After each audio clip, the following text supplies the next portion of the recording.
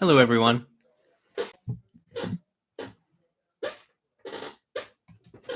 Yep, got an extra squeaky desk chair. So that's going to be really cool, especially for the recorded version of this. I'm going to have to go testing. I'm going to go a little louder.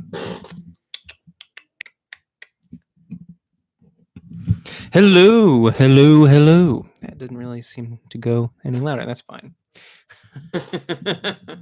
Hi, Sequoia. Thanks for having me on again. Last time, viewer, I was so, hey, everybody. Hello. I'm a little less prepared this time. Last time I was so ready. I showered, I oiled my beard and did my hair and everything. And this time I'm just wanging it. I'm just doing it live. I haven't even read the story yet, so that's gonna be fun.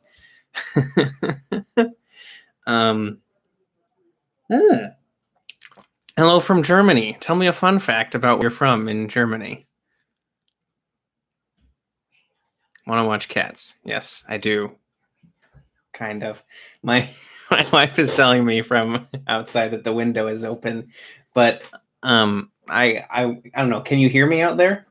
I can hear you. Can you hear me? Yeah, I can hear you. Hey. Cool. So it's just part of the background noise. Yeah. Hi.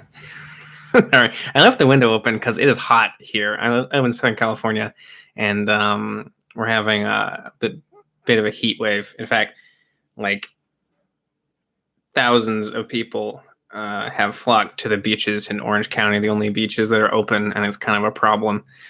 But I understand why, because it's hot enough here in Long Beach, which is it's got beach in the name, pretty close to the water. It's going to be really hot inland. So, not great.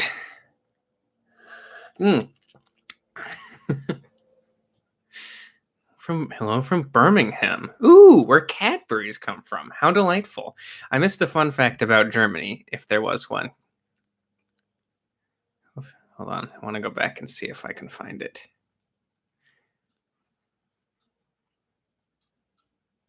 I don't know who chose today's story, but it's by a very special author.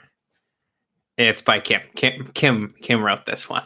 I'm super excited to read it. Nice. Our German listeners from the south of Bavaria, the only part of Germany where every stereotype foreigners have is actually true. So cool. I'm just picturing you in your lederhosen and your big stein full of beer.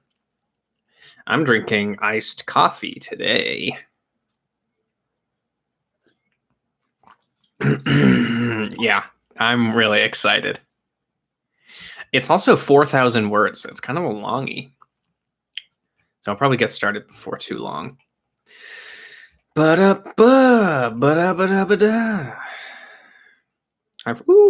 German listener. Hello from Hamburg, the birthplace of hamburgers. Yeah. And this glass, someone pointed out that this was a Batman utility belt glass. It came with a little cape that you put around the top, but I don't know what happened to the cape. And unfortunately, Aaron, no, there's no Baileys in it. I wish. But I wasn't thinking ahead this time like last time. Oh no. Someone's uncle has the corona. It really sucks. My wife had the corona, we think, a couple weeks ago. But it's impossible to get tested, but it sure seemed like it. But she's okay.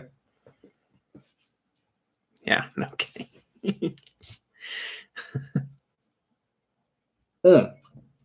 Okay, 202. Seems like we've got a lively. Thanks. That's pretty cool. I think there used to be another one with it. But I don't remember. Kim's here. Hi, Kim. Yeah, there goes the neighborhood. Dumb thing to say. Oh, hi, Kim.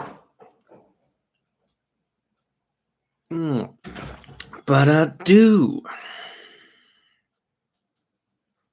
So I've been recently. I mean, it is a gorgeous spring out there. So I've been surviving by taking really long walks. Like yesterday, I spent 3 hours on 2 different walks. It was something. It was something. Basically, what I've been trying to do to stay sane is take really long walks and listen to old, like, prehistoric Mabimbam. I found that, like, circa episode 200 has been really good, and I've never listened to any of those before, so that's been fun. Do you have any pets? We sat Kim's cat. Oh, or you saw Kim cat. You probably didn't cat sit for Kim, or I would have known. No, I don't have any pets. My building doesn't allow, or my owners, people who own, sorry, rent, people who own this apartment, condo, whatever, do not allow dogs. But we could have a cat. We might get a kitty. Kitty, kitty. Kitty, kitty. Kitty, kitty, cat. Kitty, kitty, cat, cat. There's a there's a mobile cat cafe in Long Beach. They are probably closed now, unfortunately. But they're like a food truck, but a cat cafe, and you go in and have coffee and sit with cats. I've never done it, but that seems really interesting. Okay, I'm gonna stop wasting time. Let's read the story. Let's do it. Story time, people. Story time. So today, we are reading a story from a mysterious author named Kim Fanatical. The story is called Neville's Busy Day. Let's look at let's do some tags. I don't want to give away the good stuff, but this one has Neville in it, obviously. Additional tags: friendship, romance, Hogwarts, 5th year, first crush, Draco is there too. 3,900 words. So that's, yeah, we're going to be here for a bit. So get in, get used to my squeaky chair. I might actually close the window. Yeah, that's better. Okay. And instead of reading it off a separate paper, I'm going to do it in a separate tab this time. So I won't be looking at your wonderful comments, which makes me very sad. Okay, but you have your 2 actual podcast hosts there who can talk to you. So that's probably a decent consolation. So, nope, I'm not going to do that on camera. Okay, cool. Summary. Neville is having a rough day. Luna gives him a present to cheer him up, but the gift ends up raising some new questions. Tears leaked from Neville's eyes. Does it still hurt, Neville? That burn healing ointment should be blocking the pain too. I have a pain diminishing potion I could give you if you need it. Sorry, Madame Pomfrey, I'm okay. It doesn't hurt anymore, Neville answered. He scrubbed the tears from his face with bandaged hands. You can go help the others. I'll be all right. It was true. He felt no pain. The ointment had blocked that sensation, and now all he felt was a mild tingling sensation. Neville felt more tears welling up. Despite being pain-free, he felt awful. He knew this whole situation was his fault, as usual. If he weren't so stupid and useless, none of this would have happened. They had been instructed to make an intermediate flame-blocking brew today in potions. Even with lots of help and supervision from his partner, Dean, Neville had still managed to screw it up. His hands had been shaking as he dribbled the pine sap into the potion, adding far too much. This caused a large cloud of steam to erupt from the cauldron, creating large second-degree burns on everyone it touched. He and Dean had gotten the worst of it, but Lavender and Parvati had been affected as well. The girls sat on beds across from him, alternating glaring at him and whispering to each other. He didn't blame them for being mad. He was such an idiot. He knew that everyone must hate him. As if causing painful burns to his classmate wasn't bad enough, Snape had taken 15 points from Gryffindor for being a clumsy fool before allowing them to be led to the hospital wing by the other Gryffindors. Madame Pomfrey finished applying salve to the 4 students' burns and declared the girls fit enough to go to their next lesson, which was about to start. Dean's face had been burned pretty badly, and the salve obstructed his vision, so she was having him stay a little longer. He was asleep a few beds down. She had also deemed Neville too coated in the pasty ointment to be allowed to leave, so he lay on the bed, dark thoughts swirling around his head, trying to keep more tears from coming. He wouldn't let himself be a useless lump and a crybaby. Shortly, his brooding was interrupted by someone walking towards him. He glanced over to see Luna, covered head to toe in feathers. Madame Pomfrey hurried over to her, clicking her tongue in concern. Luna, dear, what has happened now? She examined the feathers, poking and pulling gently to see how they were attached to Luna's skin. Hex-based will be need to removed carefully, she mused. Did someone do this to you, dear? You can tell me. No, Madame Pomfrey, it was just an accident, Luna replied. Madame Pomfrey looked unconvinced, but she directed Luna to the bed next to Neville's. Then she walked off to gather what she would need to induce molting. Luna turned. Hello, Neville. Fancy meeting you here, she said lightly. Are you well? You look sad. Neville stared at her. He was sitting in the hospital wing, nearly a third of his body covered in burn ointment, and she wanted to know if he was well. It's been a bit of a rough day. Although, I guess you would know about that too, he gestured at her face. Were you telling the truth to Madame Pomfrey just now? You're not the type to have clumsy accidents. He was attempting to deflect the conversation from himself. Luna was a very canny girl. She noticed more than most gave her credit for. He wasn't keen to talk about his feelings, especially not the self-loathing that occupied him when she had arrived. I guess some of the other girls thought it would be funny to hex my soap. I'm not sure I see the joke, honestly, though I didn't want to bother Madame Pomfrey with that. Neville, who knew his fair share about hiding the unkind actions of his peers from adults, decided not to press the issue. He fished for something else to discuss. Anything interesting in the Quibbler? Immediately, he berated himself for asking such a lame question. Luna's eyes lit up, and she smiled. Why, yes. My dad just sent me an advanced copy of an article he's writing. It's about an interesting magical device that he encountered recently. Neville found himself smiling back. Luna was an infectiously positive person. In fact, he also sent me 2 of the devices as a present. Would you like one, Neville? They're nice. She started rummaging in her bag. Neville froze, thinking of the Quibbler glasses Luna had been wearing on the train, and the radish earrings, and stuffed lion hat. Here it is. Luna triumphantly pulled something from the depths of her bag. She held it out to Neville. It's a bracelet. What do you think? Neville stared at it. It was a small piece of woven cord with a fascinating, intricately woven design that seemed to move as he watched. It's lovely, he replied. Then it settled. Just a second. Let me read the instructions for putting it on. They're somewhat particular. She pulled a piece of paper from her bag and scanned it intently. Okay, hold out your left arm, please. Neville hesitated, unsure about accepting this gift. They had been given to her by her father, which, in his eyes, meant that they must be very precious. One look at her shining, happy face convinced him, though. It appeared that nothing would make Luna happier right now than sharing this with him. So he complied, and Luna wrapped the bracelet around his wrist.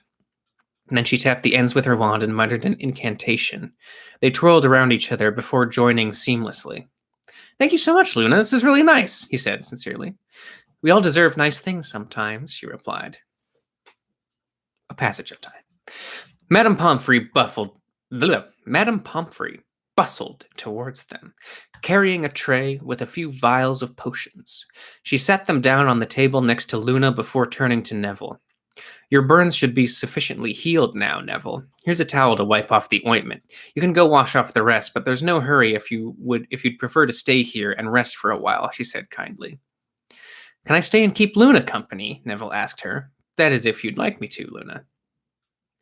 I'm afraid I have to say no, Madame Pomfrey interjected. Luna is going to need privacy during this process. Yeah, molting. That does seem very private. It's fine, Neville. Thanks for offering. I'll see you later. Yeah, see ya. Madame Pomfrey conjured curtains around Luna's bed while Neville wiped himself off with the towel. He collected his bag, which someone must have left for him, and walked back up to the dormitories. I'm having a hard time with words today. He showered in solitude, finding new pink skin under the remains of the ointment. Exhaustion set in as he stood under the warm spray, and he decided to head to bed.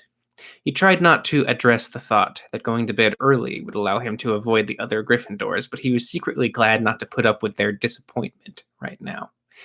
He pulled on his pajamas and went to bed. Sleep overtook him quickly, his body tired from the day's ordeal. A passage of time. Despite his early bedtime, Neville slept in late the next day. It was a Saturday, so no one would miss him. When he got up, the dormitory was empty. He collected his toothbrush and walked to the bathroom to get ready. As he finished, Harry walked in. He was wearing his Quidditch robes and had evidently come from an early morning practice. Mud splattered his robes and his hair looked rakishly windswept. Neville tried to avoid his gaze and quickly gathered his things, trying to avoid an awkward conversation. Harry stopped him. DA meeting today, Neville. Did you get Hermione's reminder? Harry asked. Yeah, I did, Neville replied. I wanted to ask you for some help, actually. From me? Neville's voice squeaked a bit. He liked DA meetings, but knew he had no particular skill at defensive magic. His head rushed. He was growing nervous about being singled out. Yeah, I've been wondering if you know of any plants that dark wizards may be likely to use. Yeah, I know a plant that those dark wizards like. For setting traps or something. You know so much more about herbology than I do. I thought you could tell us what to look out for and how to deal with it, Harry said, looking Neville in the eyes, and with no trace of mockery in his voice. Several dangerous plants he had read about came immediately to Neville's mind. He also remembered what Professor Sprout had told him about some uncommon but deadly uses of several plant components. I do. Do you want me to tell you or Hermione about them so you can teach everyone else? I have some books I could lend you. One includes a section about magic fungi that emit toxic spores. Is that what you're looking for? Neville was thinking about other good resources that he knew of when Harry replied. I'd like you to teach everyone, Neville. You're the best at herbology, so you'll be able to answer everyone's questions. I, Neville spluttered. You'll do great, I know it, Harry said as he clapped Neville on the shoulder. I know I can count on you. Neville had no idea how to respond, so he just nodded his head. Harry smiled at him. Well, I guess I should go look through my books again, Neville stuttered before rushing from the bathroom, face burning. Passage of time. After a few hours of flipping through various books about plants, Neville was feeling hungry. He thumbed through the notes he'd been making and decided that he was at a good stopping point for now. So he collected his things and walked out of the library. He skimmed through his notes while walking towards the Great Hall, absorbed with thoughts of how to present all this information. As Neville approached a junction in the corridor, he didn't notice the person stopped at the corner in front of him. He bumped into the other person, accidentally knocking them down. Neville dropped his notes. I'm sorry, Neville gasped in apology, reaching out to help the other person. Not as sorry as you're going to be, you useless lump, they replied. Neville looked down to... I might need to do that again. Not as sorry as you're going to be, you useless lump, they replied. Neville looked down to see Malfoy. Was it okay, Malfoy? Working on it. His light eyes glinting like a knife blade. Neville started to back up, raising his hands and stuttering another apology. Malfoy stood, then raised his wand. Neville cringed, anticipating what was coming. Oi, what's going on here? Another voice rang out from nearby. Ron Weasley was striding down the adjoining corridor, his wand out as well. Malfoy stared at it and lowered his own. Nothing that concerns you, Weasley, he spat. Although it makes sense that you would come to Longbottom's defense. You're nearly as useless and clumsy as he is. I suppose losers always stick together. Ron's ears turned red. You know, Malfoy smirked. I'm surprised your team hasn't replaced you with him yet. The two of you are an even match for coordination, but Longbottom might be able to afford a broom that can actually fly. Ron's hands balled into fists, and he started to advance on Malfoy. Ron, no, he's not worth it. He really isn't. Neville ran to get between the two. Malfoy scoffed. Ron continued to scowl. A thought struck Neville. Why were you stopped here, Malfoy? Neville gestured to the corner Malfoy had been standing at when Neville had run into him. Were you waiting here? You're both supposed to be going to a prefix meeting now, right, Ron? Comprehension dawned on Ron's face, and Malfoy turned pink. I don't know what you're talking about, you pathetic excuse for a wizard, Malfoy hissed. Then he swept off down the hallway, his steps a little quicker than normal. Ron laughed at his retreating figure. Good one, Neville. Wonder if the slimy git's really stalking me. Be pretty pathetic if he was. Are these your papers? He bent over and started to collect them. Neville reached down to grab some as well. They both went for the same sheet, and their hands collided. Yeah, Harry asked me to talk about plants that dark wizards might use, Neville replied, looking up at the taller boy. Sounds cool. I'll see you later, Ron paused. I should probably get going. See you later, Ron, Neville said. Neville briefly watched Ron stride down the corridor before continuing on his way to the Great Hall. A passage of time. Neville sat at the end of the table. He ate very slowly. He was having soup today, and he knew that if he wasn't careful, he'd spill it all over his notes and ruin everything. So he ate slowly, collecting a small spoonful, lowering his face to the bowl, then raising the spoon very slowly to his mouth. All of this was despite the fact that his notes were safely stashed in his bag, which he had set down several feet away from himself. As he slowly reached for his beverage, someone sat down next to him. "Hey, Neville, how's it going?" Neville's hand hung in the air only partway to his goblet. It was Dean. He must be here to yell at him for yesterday. Neville tried not to cringe as he turned to face him. "I'm so sorry, Dean. I can't believe I did that to you yesterday. I'm so sorry I hurt you, and you were just trying to help me, and Neville, it's okay. Madame Pomfrey fixed you up, no problem. Look." Oh, sorry. Madame Pomfrey fixed me up, no problem. "Look." Dean gestured at his face, and indeed, it looked the same as it normally did. "I just wanted to make sure you're okay. You weren't in the hospital wing when I woke up, and you'd already gone to bed when I got back to the dormitory. I know you were only nervous yesterday because that slimy git was hovering behind you. Accidents happen, Neville. Anyway, this was nowhere near as bad as that time Seamus switched my fingers for cat paws. Do you remember? I couldn't control the claws, and it took days to fix." Dean laughed, and Neville smiled timidly. "So, no hard feelings, all right, mate?" Dean extended his hand, and Neville shook it. "Thanks, Dean. Everyone got fixed up, and there's nothing to worry about, right?" "Yeah, I guess so. Madame Pomfrey fixed me up in no time."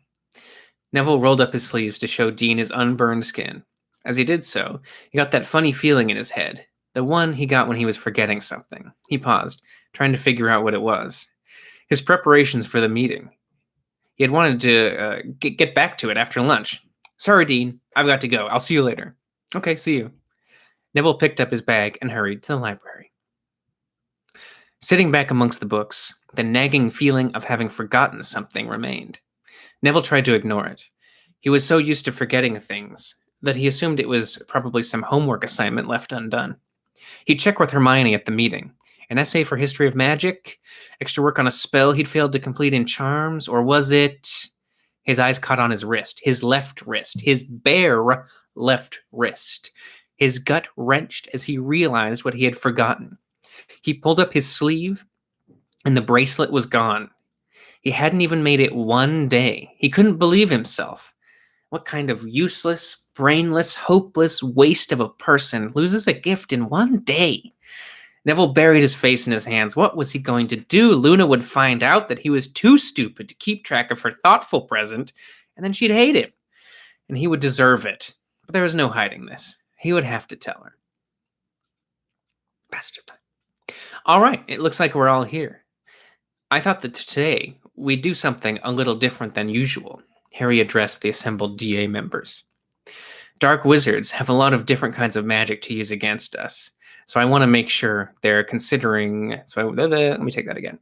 Dark wizards have a lot of different kinds of magic to use against us. So I want to make sure that we're considering all the different branches of magic. I thought it would be nice to start with herbology. It's an area of magic that I'm not very familiar with, so I've asked our herbology expert to teach us all a little bit about what to look out for. Neville, could you come up here? Neville felt the blood rush out of his face as Harry waved him forward. His feet moved automatically, and he soon found himself standing in front of the rest of the DA members. "Don't worry, Neville. You're going to do great," Harry whispered to him.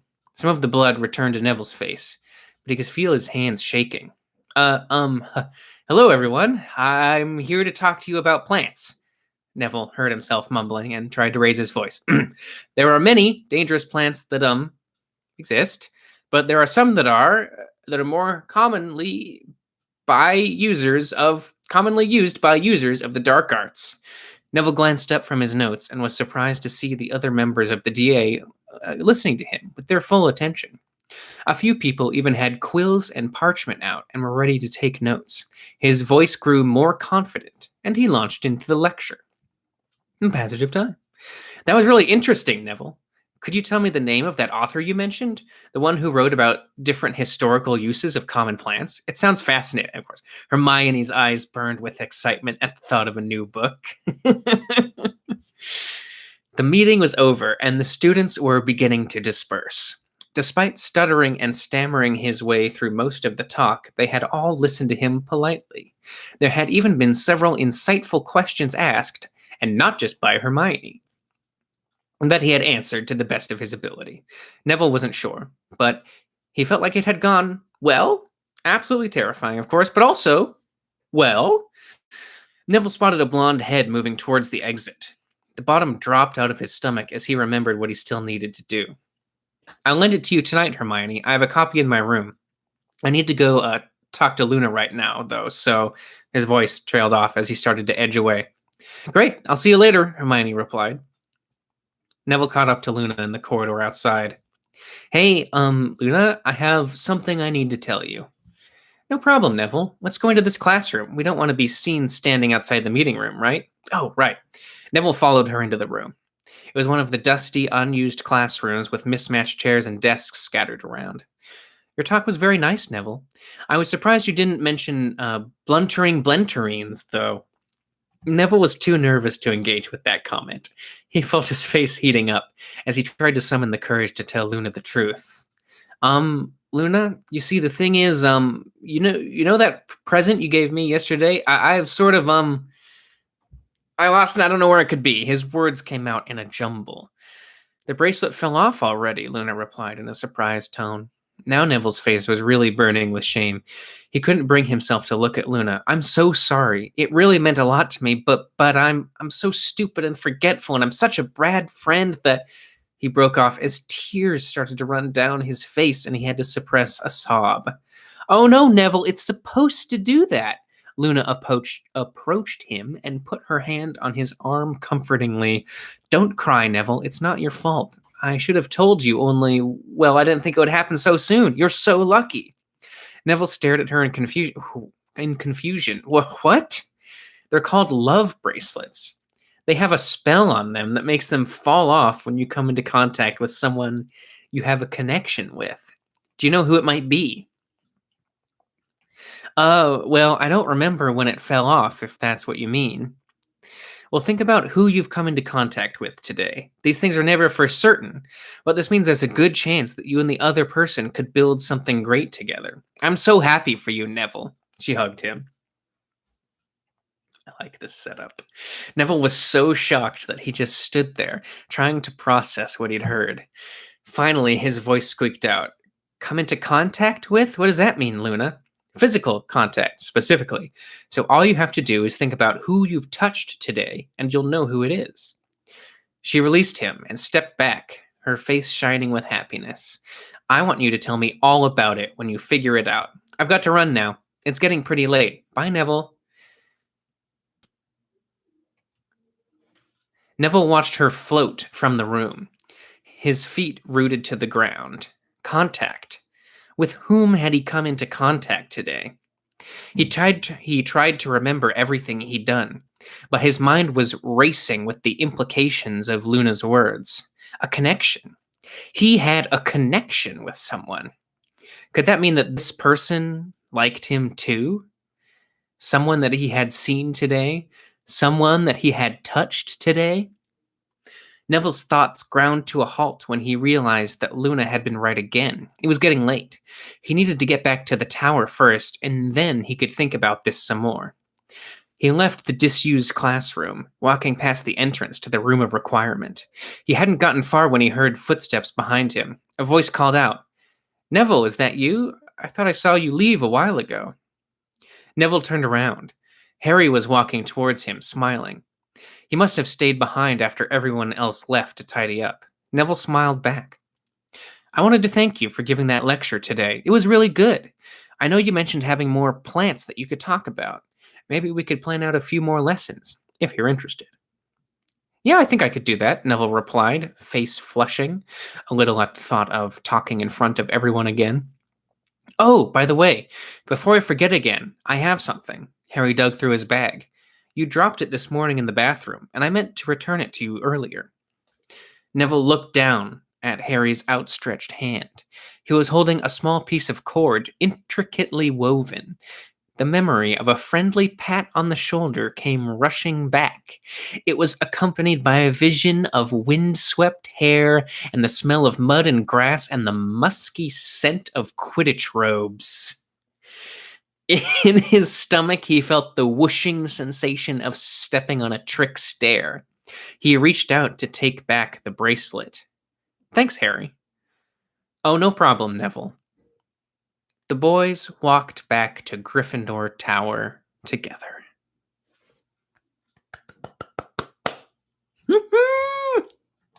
That was a very good story. That was a pleasure to read. Really good. Like, great job, Kim. That was really fun. I liked the sort of harem setup you had going there, and all the different potential suitors. That was very nice. Yeah, no dirty action, but I think it's best to leave leave that to the imagination. That was really good. Yeah, it's always better when a story leaves you wanting more. I also like how everyone was really nice to Harry, really nice to Neville throughout the whole story. He really needed that.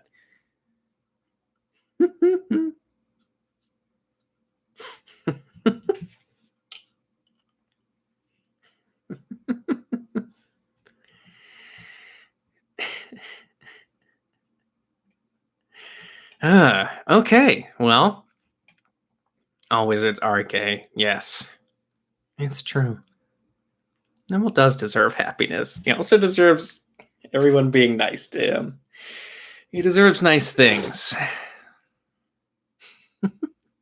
Okay, well, unlike last time, I don't have a whole lot more to talk about this time, so I might just have to let you go.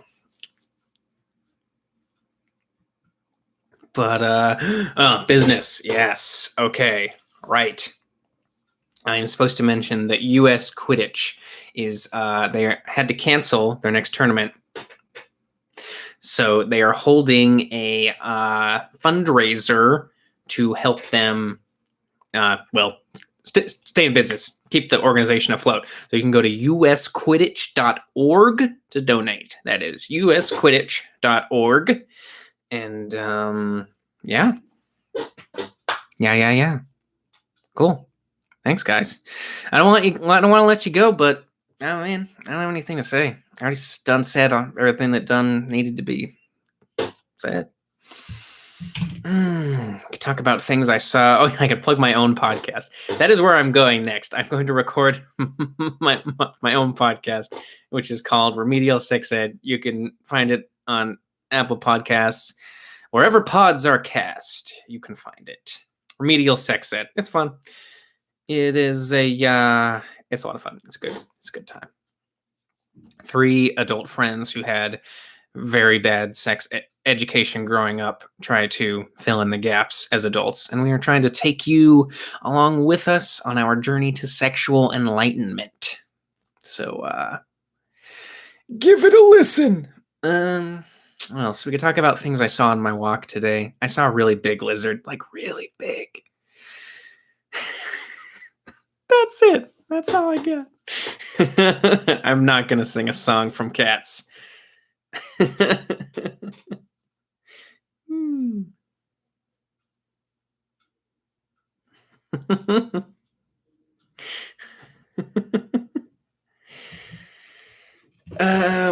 else did I do? Oh yeah, my wife and I have been playing a really fun board game. It was actually a gift given to me by Kim and Ryan several years ago, and it's called Pandemic Legacy. And the name, it's pretty much what's on the tin. It's a game where you try to save the Earth from the spread of a pandemic. So we thought this was a great time to start playing this game. Okay, I am rambling. I will leave.